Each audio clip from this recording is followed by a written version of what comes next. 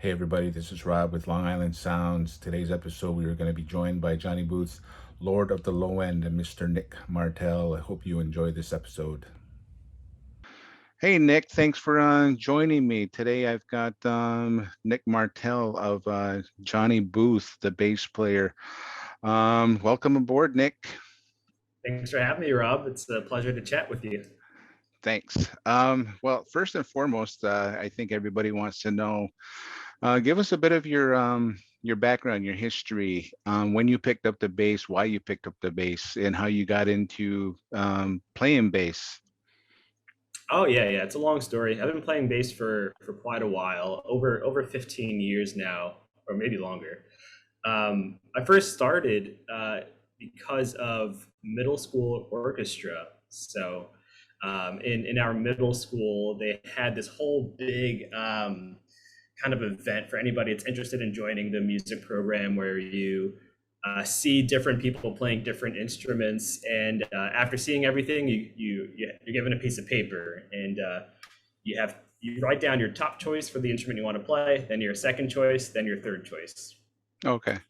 When I filled it out, my first choice was the drums, and that didn't happen. I didn't get that. My second choice was the trumpet, and I didn't get that one either. So because I put bass as the third one, and apparently they were in desperate need of bass players in the orchestra, that's what I got assigned. So that's how that started. So yeah, my first learning on for anything bass related was on the upright double bass in the orchestra setting. So I did that for maybe 2 years before I decided to convince my dad to get me my first electric bass. Oh, really? Okay. Yeah, then that became my primary focus after I got my first bass. So, as I understand, you have a twin brother. Did he get into music as much as you did? Oh yeah, oh definitely. So from what I remember, when my brother Phil filled out that same sheet, his first choice was also drums, and he didn't get that. But his second choice was violin, I think, and that's what he ended up Oh, no being kidding. assigned. So we did play in the same orchestra through that time, and I think he just kind of gave up on the violin as soon as he could. As soon as he wasn't required to play an instrument in school, he didn't do it. So I was the one that continued on, but that doesn't mean he's not musical and didn't always have an interest in music. Just that he decided to not pursue it academically Okay. after, and I did. Okay. Now, is this a professional musician something that you always wanted to do, or that did it just kind of take you down this path? Yeah, I always wanted to do something music related. So at first, I wanted to just be like a performing musician. So when I was going through school, high school, I should say, that was my real goal. But as I started to go to college, it shifted a little bit and decided to go for music education. But it was always something music related. And as I grew older, a little bit more mature, and had a better understanding of how musicians actually make a living, my goals also changed. But I'm Yeah. happy to have landed where I did, and to be able to work in music and also perform music. So I'm definitely happy with that.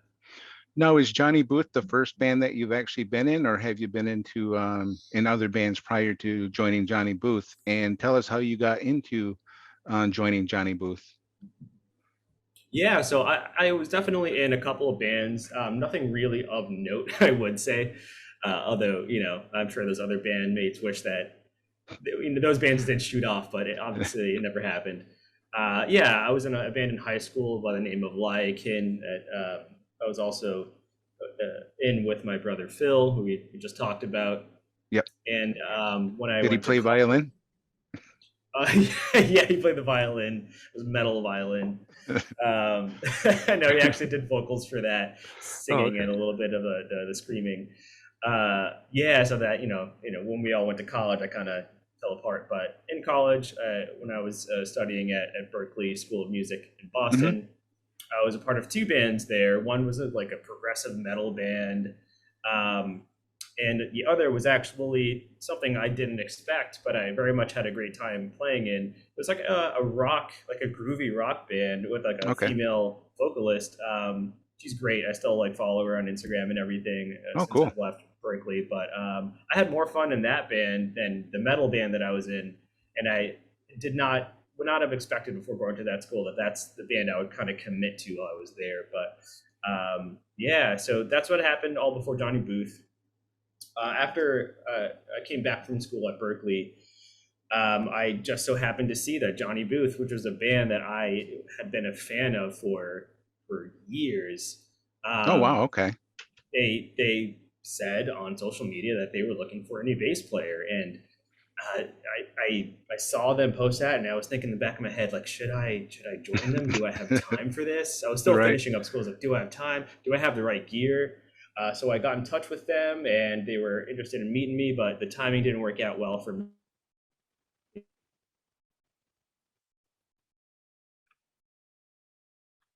And then they posted again about it. They said, we're still looking for a bass player. And then I was finally able to. I bought a bunch of gear I took out a credit card at Guitar Center, I got a bass cab and my bass head and some nice pedals, and I decided to audition. And that's kind of it. You know, it went really Yep. well. They kind of like wanted me on the spot. Yeah, it worked well. So you had a pretty good transition with the sound that you had already created for yourself, and then jumping right into with the band. You guys had a similar style. Yeah, so I had played in metal bands before, and I've always been a metalhead. Hmm. And it was like, yeah, it was easy for me to jump into the Johnny Booth stuff because, again, I was a huge fan. I knew every one of their songs. And while I didn't know exactly all the frets and all the notes, I knew the rhythms, I knew the form of the song. So it Sure. was really easy to pick up their songs once they, committed to me as their bass player. So how many albums have they put out prior to you joining the band? Because if I remember correctly, you have 2 albums to your credit with Johnny Booth, and obviously I'm assuming you're working on new material and everything like that. How much material did you have to learn um, to get into the band and start getting up on stage with them? Yeah, it was quite a bit. So yeah, like I mentioned, I knew pretty much all of their songs before joining the band, but not 100%. Again, I had to learn the fretwork on them. Yeah. I knew the rhythms for it, but not all the intricacies, you could say. But yeah, so before I joined, they had an EP. Their first music they ever put out. It's called the Sagway EP, Hmm. and they also have a full length called Connections that came out years before I joined, and they also had a second EP that they released after Connections called The Bronze Age. So yeah, that was all of the back catalog for the band before I joined, and at the time that I did join, they had about half of our last album, First Hand Accounts, already written and tracked in the Oh, studio. okay. And then I was involved in the writing and the tracking for the second half of songs that they were looking to write and track for that album. So I was involved in the writing for exactly half of that album. And everything else before that I didn't even play on the album. A lot of people don't know that. I'm kind of like letting the cat out of the bag. There are a few songs on First Hand Accounts that the bass was all tracked before I joined. Yeah, But I yeah, still had okay. to learn those songs Right, when I absolutely. joined the band so that we could play them, when the album released and we started doing the shows and touring. So yeah, that's basically the whole story for the writing. And when you mentioned it before, we are in the middle of writing for a new album. Hmm. I'm super excited about it. Yep. And I also didn't mention that we did release a couple of singles since First Hand Accounts too that I was involved in writing and Yep. performing and tracking for. So that's the full Johnny Booth discography so far, and hopefully I'm involved in all of it moving forward. And your brother Phil is also involved with the band a little bit as well too, because doesn't he make a cameo in your videos? Oh yeah, he's involved in a lot of ways. Yeah, he he made a cameo in the first video we made for the first single from First Hand Accounts called "Favorite Dreams." He's actually the guy in the suit with the flowers for a head. So he contributed in that way, and you also might catch him selling our merch at a show here and there. He likes to go on tour with us, and if you can meet up with us and help out with the merch, Yeah. he'll definitely do that. So what was your first gig with Johnny Booth? I think, if I remember correctly, and I might be totally wrong, it was an album release show at Amityville Music Hall Oh for yeah. Crypto Dira. I think it was Crypto Oh Dira's yeah. album release show. And yeah, they're great guys, good friends of the band, and I got to meet them all at that show. To this day, we'll still play shows with them. They're great, super, super talented, Yeah. super funny, super humble people. It's always great hanging and playing with them. So let's talk about your bass. You have a now. How did that happen? Where you had a bass actually made for you? Was that luthier that tracked you down, or did you reach out to a luthier to have a custom made bass for you? I forget exactly in what order it happened, but from what I recall, yeah, so the person who made my bass, which is right here, his name is James Renna, great, great guy, super humble, super awesome. He was a fan of Johnny Booth, just as being a person, a fan of metal and a person on Long Island. And so he followed my band and by nature followed me, and we got in touch, and I talked about the kind of bass I was just looking for in general, because at the time I was shopping for a new Ibanez guitar, Yep. and we're just talking about guitars. And when I shared that info with him, he was like, "Dude, I can make you a guitar, a bass that's better than that, like right now if you want." And I was like, Wow. "Hey, let's do it." Right. So yeah, that's how that all happened, and it was super, super awesome being part of like the creative process for that. It's my understanding that James doesn't really do like kind of custom bespoke guitars often for folks, Yeah. so it was really cool to have that opportunity. And the bass came out beautiful. It sounds great. You can definitely hear it on the new singles that we released. So we released two. They're called Crowd Control and Deep Fake. Those are the first two songs that I tracked using this bass. Oh, So okay. yeah, sounds awesome, and definitely going to be using it a whole bunch for the new writing as well. Does your bass have a name yet? Yeah, so James he named it Pio Okay. when he gave it to me, and I was like, hey, that's its name. Who am I to rename it or anything? So yeah, that's the name of the bass. Nice. And it's a 5 string, and so I guess you could say that you're actually endorsed by Rena Guitars. You could say that, yeah. Nothing official on paper, but I do endorse him as well. He makes great guitars, and anyone that's interested in peeking at the work that he does, you can go to rendaguitars.com, and yeah, we can Yeah. get in touch with him that way. And I believe he's on Instagram as well. That's right. Yeah, he's active on Instagram. Super great guy. Yeah, he'll definitely answer any questions if anyone decides to reach out to him. So when do you expect to have your the new CD released? That's a good question. We're going into the studio next month to record hopefully all of the new songs. We already have a few tracked for them, which I'm just remembering now. Hmm. So yeah, we're looking to finish the tracking for the new album next month, and it's really a toss-up, with how long it takes to mix and master, and then you got to come up with a release game plan. So there's a chance it's not this year. There's a chance it's early next year. I can't really say for certain, but it's certainly in motion. Awesome. Now, did you as far as in regards to the concert life, the live performance life, what's in store for you guys there? Are you guys doing any touring? I mean, I assume that you guys are going to go back on the road once you get the new album released, but what's the touring life? You actually, with Long Island, you played at Revolutions, Amityville Music Hall, a couple other places. But how did it feel when you got up on stage at the Gramercy, the world-renowned Gramercy in New York City? It was great. It was an awesome experience, and definitely the largest venue I've ever performed at so far. I'm looking forward to more. But yeah, it felt great. It felt great to actually have space on the stage to move around if I wanted, and Oh not yeah. get hit in the head by my guitarist Adam. Who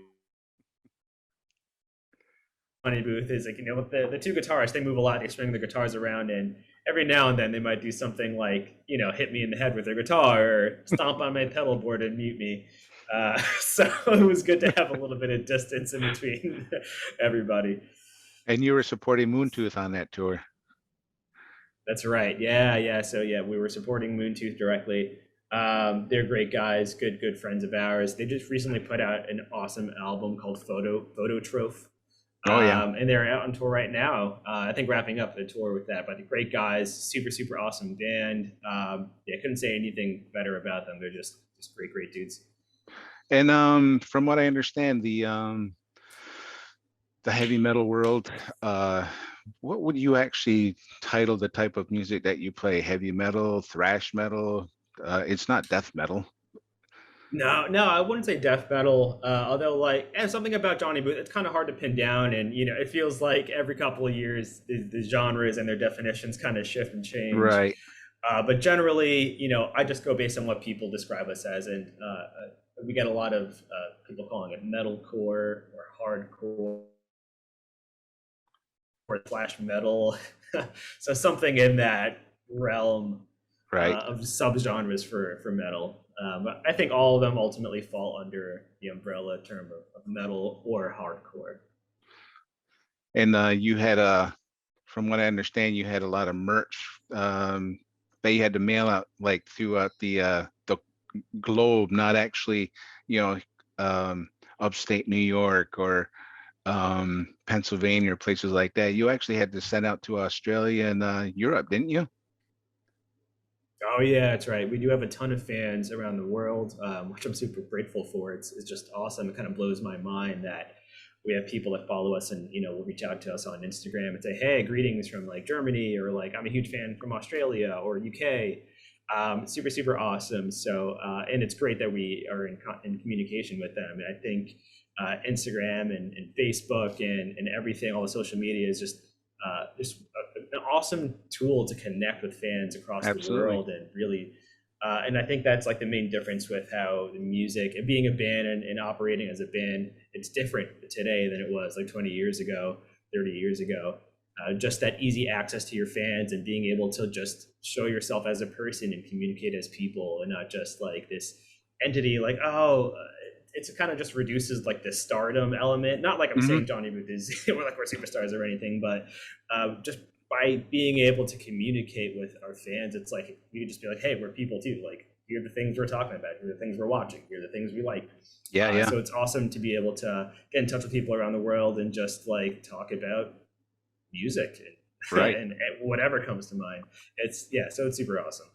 Now, do you have plans to do a European tour, or how does that work? Is that something that you're going to have to, like, your manager's going to have to book, or I'm not really sure how that works. Yeah, so we do have a booking agent in the UK. Since the start of the pandemic, setting up big tours has been a bit difficult, and thankfully, starting this year, a lot of new shows and tours and venues are opening up, and the possibilities are opening up. But we've just decided to focus on writing new stuff right now, as opposed to just going, full in on touring. Hopefully, once the next album's released, we can have an awesome tour, including Europe, to kind of support it. But we do have things in place, including an awesome manager and some awesome booking agents to help us when that time comes. Cool, that's awesome. So before we end the interview, why don't you let people know how they can get in touch with you, whether it's Facebook or Instagram, and I understand you guys have a YouTube channel as well. That's right. Yeah. So feel free to follow us or comment or send us a DM on any of the major social media platforms. We are on Instagram. I believe our Instagram tag is Johnny Booth NY. On Facebook, you should be able to find us just by searching Johnny Booth. And the logo? On YouTube. Yeah, just look for the logo. It's like a circle. It was designed by our vocalist, Andrew Herman. They do really good. Him and the guitarist Adam are both graphic designers by nature, and they do all of our posts on social media, and they designed the logos. Keep an eye out for that when you're searching for us. And on YouTube, I believe our YouTube channel is called Johnny Booth Tube. And we're Okay. on Twitter. Yeah, Twitter, I believe, is also Johnny Booth NY. But yeah, we're on all of those. Also on TikTok, Johnny Booth, search for that. Johnny Booth NY, I believe it is on TikTok. And yeah, get in touch with us. We love hearing from everybody. We get back to every single person that reaches out to us. Yeah, Yeah, definitely. we love chatting with anybody, including you, Rob. So I appreciate your time, Nick. Oh yeah, anytime, Rob. Awesome. And let's see, those we can wrap this up. And again, thank you for your time. And we'll definitely once we get this YouTube channel off the ground, I'd like to have you and Scott or Herm or a couple of the other guys get on and join us, and definitely promote you guys, because I know you guys are getting pretty big on Long Island. And you guys had a great following at Revolutions. It's unfortunate that they're not there anymore. But hopefully you guys can start hitting the bigger stages. I mean, I like Amityville. They got a great crowd, but as a photographer, it's kind of a small stage. And but to see you guys play like at a place like the Paramount or the Space Theater or something like that, get you up on a real, like on a giant stage, that'd be great. Love to see that. Yeah. So, Me too. Yeah, hopefully sometime soon. Yeah, we'll see what 2022 and 2023 have in store for us in terms of the stages we'll end up on, but it'll just be good to get out there and start playing shows for people all around. Definitely. It's been difficult to schedule things because of the pandemic, so many questionable. Oh yeah, you're not the only one. It's just been difficult. So yeah, looking forward to finally getting back out there. Awesome. Well, thanks again for your time, Nick, and we will be talking again soon. All right. Yeah, definitely will. Thank you, Rob. Yep. And that'll do it for this episode from Long Island Sounds. I hope you enjoyed that episode. Thanks again to Mr. Nick Martell, the Lord of the Low End, from Johnny Booth. Until next time, let's see where this goes. Talk to you later.